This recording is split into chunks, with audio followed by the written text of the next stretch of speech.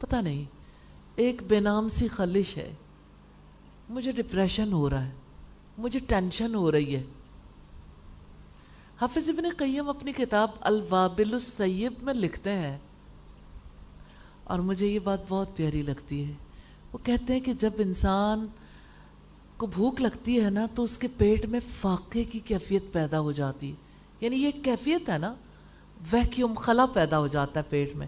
آپ اس کو اس وقت کافی ایکسپیرینس کر رہے ہوں گے، بہت اچھے طریقے سے سمجھ رہے ہوں گے کہ ویکیوم کیسا ہوتا ہے. الحمدللہ. تو یہ جو ویکیوم ہے نا، اس کو آپ فیل کرتے ہیں، آپ اللہ کے حکم کے تحت، آپ کو کسی نے مجبور نہیں کیا ہوا، لیکن اللہ کے حکم کے تحت آپ غروب آفتاب کا انتظار کرتے ہیں. پھر غروب آفتاب کے وقت آپ کی کیا کیفیت ہوتی ہے؟ آپ پانی بھی پیتے ہیں، کھجور بھی کھاتے ہیں، اور آپ کھانا بھی کھاتے ہیں جو بھی اللہ تعالیٰ نے دیا ہو. لیکن یہ ہے کہ اس وقت پہ کوئی ریزسٹ نہیں کرتا، ہر کوئی اپنے پیٹ کے خلا کو پر کرنا چاہتا ہے کیونکہ موقع مل گیا. تو حافظ ابن قیم لکھتے ہیں انسان کے اندر ایک فاقے کی کیفیت، ایک خلا کی کیفیت پیدا ہو جاتی ہے. اس خلا کو، اس ویکیوم کو اللہ کی یاد کے سوا کوئی چیز پر نہیں کر سکتی. تو جب آپ اللہ تعالیٰ کو یاد کرتے ہیں تو ارد گرد دیکھیے کتنی چینج آتی ہے.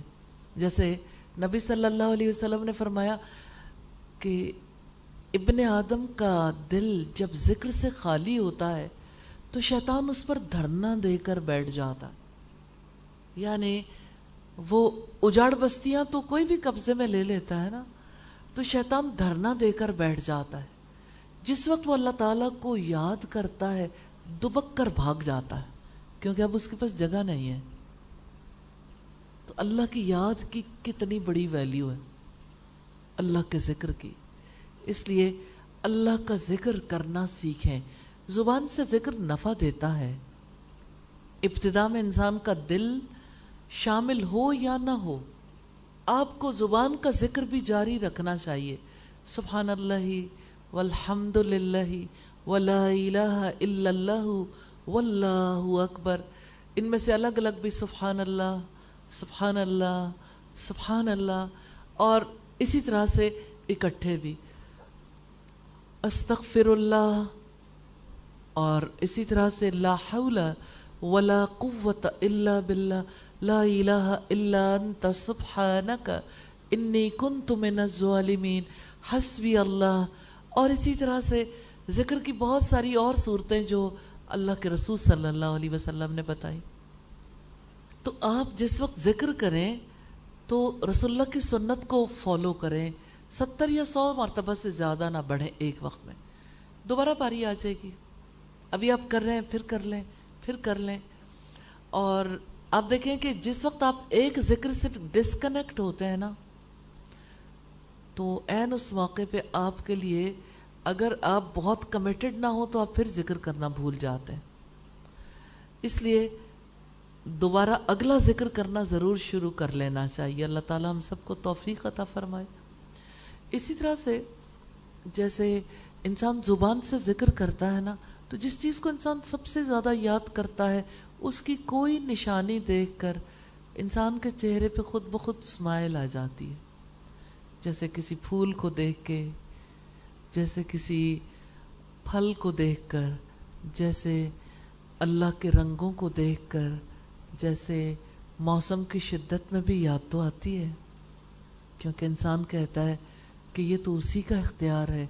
اتنا شدید موسم، اس میں سے آپ نفع بھی تلاش کر سکتے ہیں اور اس کے لیے آپ دعا بھی کر سکتے ہیں.